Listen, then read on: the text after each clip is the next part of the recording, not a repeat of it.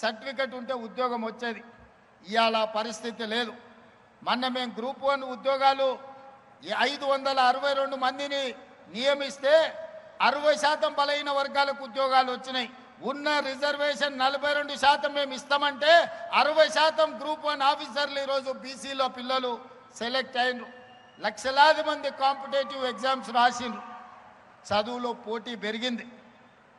ఒకప్పుడు నేను చదువుకునేటప్పుడు, పెద్దలు కేశవరావు గారు చదువుకునేటప్పుడు అయితే మనం పుట్టనే లేదు. మా అప్పుడు ఫస్ట్ క్లాస్ వస్తే జిల్లా జిల్లా గుర్తుపట్టేది. అరే ఆ పిల్లగాడు ఫస్ట్ క్లాస్ వచ్చిండా అని. ఏడికి పోయినా అతన్ని పెద్దగా చూసేటోళ్ళు.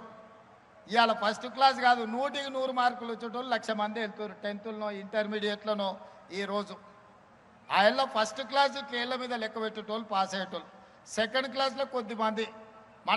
మాలాకొట్టోళ్ళం రిజల్ట్ చూడాలంటే థర్డ్ క్లాస్లో ఫస్ట్ మా హాల్ టికెట్ నెంబర్ ఎత్తుకునేది పాస్ అయినమా లేదా అని. కానీ ఇవాళ 100కి 100, 100కి 99 మార్కులు వచ్చేటోళ్ళే 90% పిల్లలు ఉన్నారు. చదువులు అంత పోటీ పెరిగింది. మరి అంత పోటీ పెరిగినప్పుడు ఉద్యోగాలలో పోటీ పెరగదా? మీ క్లాసులలో మీ మార్కులే చూసుకుంటారు కదా, నేను చెప్పాల్సిన పని లేదు. అసలు ఎవరైనా 35-40 మార్కులతో పాస్ అయ్యేటోళ్ళు ఈ కాలంలో ఎవరైనా ఉండరా? 90 పైనే సీటు రావాలంటే 100%, 99%, 98%లోనే మంచి కాలేజీలలో సీట్లు ఆగిపోతున్నాయి. మా జర్నలిస్టులు కూడా ఇడుండ్రు, వాళ్ళ పిల్లల చదువులు వాళ్ళకి తెలియదా ఎంత పరిస్థితి ఉందో? మరి ఇంత పోటీ ప్రపంచంలో అందరూ 100కి 100% తెచ్చుకోవాలంటే సాధ్యం కాకపోవచ్చు. కొందరు చదువు కంటే కూడా సాంకేతిక నైపుణ్యంలో రాణించే వాళ్ళు ఉంటారు. కొందరు క్రీడల్లో రాణించే వాళ్ళు ఉంటారు. ఆటల్లో మేటి ఉంటారు. మట్టిలో మాణిక్యాలు ఉంటారు.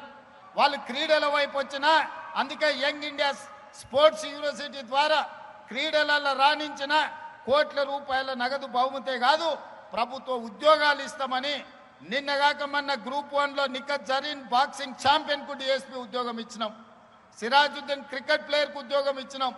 ఒలింపిక్స్లో మెడల్ సాధించిన దీప్తి జువాంజీ వరంగల్లో గ్రూప్ 2 ఉద్యోగాలు ఇచ్చినాం. కాబట్టి ఇవాళ యువమిత్రులకు నా సూచన, చదువుతో పాటు సాంకేతిక నైపుణ్యం నేర్చుకోండి. జర్మనీ, జపాన్, సౌత్ కొరియా పంపించే బాధ్యత రాష్ట్ర ప్రభుత్వం మీ రేవంత్ అన్న తీసుకుంటాడు. మిమ్మల్ని ఆ దేశాలకు పంపించి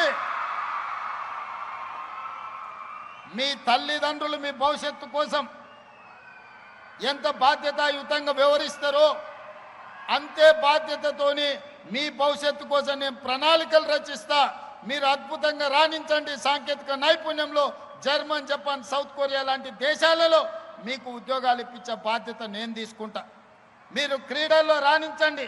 రాష్ట్ర స్థాయిలో మెడల్లు సాధించండి. దేశ స్థాయిలో దేశానికి గౌరవాన్ని తీసుకురండి. ఒలింపిక్స్లో మెడల్ తీసుకురండి. ప్రభుత్వ ఉద్యోగాలు ఇచ్చి నగదు నజరానాలు ఇచ్చే బాధ్యత మీరు రేవంత్ అన్న తీసుకుంటాడు. అది నాది జిమ్మేదారి. ఇవాళ చదువుకుంటేనే మన బతుకులు మారుతాయి. చదువుకుంటేనే మన తలరాత మారుతుంది.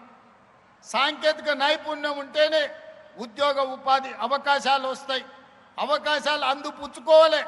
అవకాశాల కోసం పోటీ పడాలి. మన ప్రభుత్వం అమలు చేస్తున్న సంక్షేమం కావచ్చు, అభివృద్ధి కావచ్చు, సామాజిక చైతన్యంతో తీసుకుంటున్న విప్లవాత్మకమైన ప్రభుత్వ నిర్ణయాలు కావచ్చు.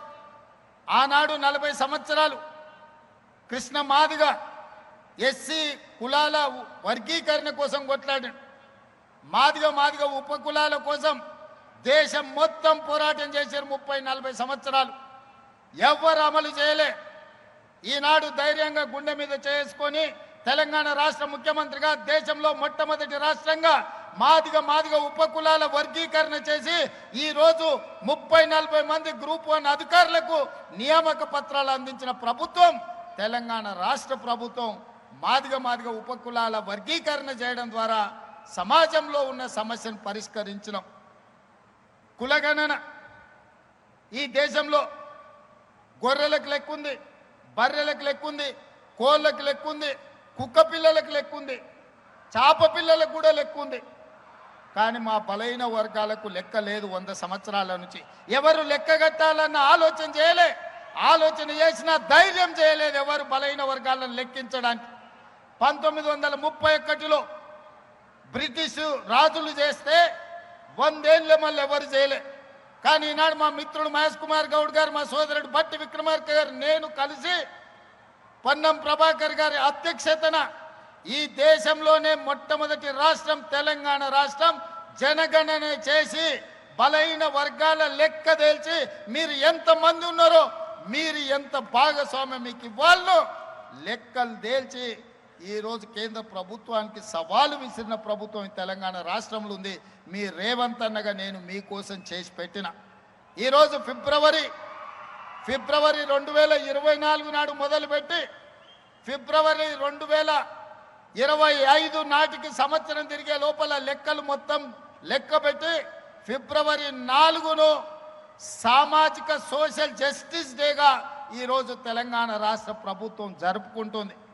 సోదరులారా, వేదిక మీద ఉన్న మిత్రులందరికీ తెలుసు, జాజుల శ్రీనివాస్ గౌడ్ గారికి చాలా వివరంగా తెలుసు ఎన్ని ఒత్తిళ్లు వచ్చినాయో, ఏ పరిస్థితుల్లో తప్పు జరగకుండా కోర్టుల ముందు నిరంజన్ గారు ఉన్నక్కడే బీసీ కమిషన్ చైర్పర్సన్, కోర్టులో పిటిషన్లు వేసినోళ్ళు, లిటిగేషన్లు పెట్టినోళ్ళు, ముందుకు వద్దన్నోళ్ళు, శాపనార్థాలు పెట్టినోళ్ళు, కులగణన జనగణనలో భాగస్వామ్యం చెయ్యనోళ్ళు, మాజీ ముఖ్యమంత్రి మాజీ మంత్రులు చేసినోళ్ళు ఈ జనగణ బీసీ కులగణలో పాల్గొనలే. వాళ్ళు లెక్కలకే రాలే. ఎందుకంటే లెక్క పెడితే వాళ్ళు ఎంతమంది ఉన్నారో తెలుస్తుంది, వాళ్ళకి ఎన్ని పదవులు ఇచ్చినారో తెలుస్తుందని లెక్కలోనే వాళ్ళు లైన్లో నిలబడలే. అయినా వాళ్ళు అసెంబ్లీలో వ్యతిరేకించిన చట్టపరంగా కమిషన్ నియమించి చట్టపరంగా అన్ని నిబంధనలు అమలు చేసి ఈరోజు దేశంలోనే మొట్టమొదటి రాష్ట్రంగా బలహీన వర్గాల లెక్కలు తేల్చిన రాష్ట్రం తెలంగాణ రాష్ట్రం. మనమే మొదటి రాష్ట్రం, మనమే చివరి రాష్ట్రం. ఇన్ని గొప్పలు చెప్పే ప్రధానమంత్రి గారు గుజరాత్లో కూడా చెయ్యలేదు. ఈరోజు భారతదేశ జనాభా లెక్కలు కట్టాలి అని అంటే కులగణన చెయ్యక తప్పని పరిస్థితి ప్రధానమంత్రికి కల్పించడం మా హనుమంతరావు గారు ఢిల్లీ స్థాయిలో కొట్లాడుతున్నాడు. ఢిల్లీలో ధర్నా జరిగినప్పుడు కూడా నేను అక్కడికి వెళ్ళినా. వెనకటికి పెద్దోళ్ళు చెప్పారు ఏట్లేసినా లెక్కగట్టి వెయ్యాలని. మరి బలహీన వర్గాలకు సంక్షేమాన్ని అందించాలన్నా, బలహీన వర్గాలకు ఉద్యోగ ఉపాధి అవకాశాలు ఇవ్వాలన్నా వాళ్ళ లెక్క ఉండాలి కదా. ఆ లెక్కను జిమ్మెదారితో మన ప్రభుత్వం చేసింది, మీకోసం చేసింది, మీ భవిష్యత్తు కోసం చేసింది. భవిష్యత్ తరాల యొక్క అభ్యున్నతే మా ఆలోచన. ఇవాళ సామాజిక చైతన్యానికి అవసరమైన ప్రతి నిర్ణయాన్ని ఎస్సీ వర్గీకరణ కావచ్చు, బీసీ కులగణన కావచ్చు, ఈ రకంగా ప్రతి సమస్యను ఒకటొకటిగా పరిష్కరించుకుంటూ పోతున్నాం. మిత్రులారా, ఆనాడు ప్రభుత్వం మీరు చూసి ఉండొచ్చు. ఆనాటి ప్రభుత్వం నినాదం ఏంది? బర్రెలు గొర్రెలు పెంచుకోండి, చేపలు పట్టుకోండి, చెప్పులు గుట్టుకోండి అని చెప్పి బలహీన వర్గాలను దళితులకు కులవృత్తి చేసుకోండి అని చెప్పింది. ఆనాడు ప్రభుత్వం పెద్ద పెద్ద ప్రకటనలు ఇచ్చింది. మా మిత్రుడు శ్రీహరి ఉన్నాడు, చేపలు పట్టుకోండి అని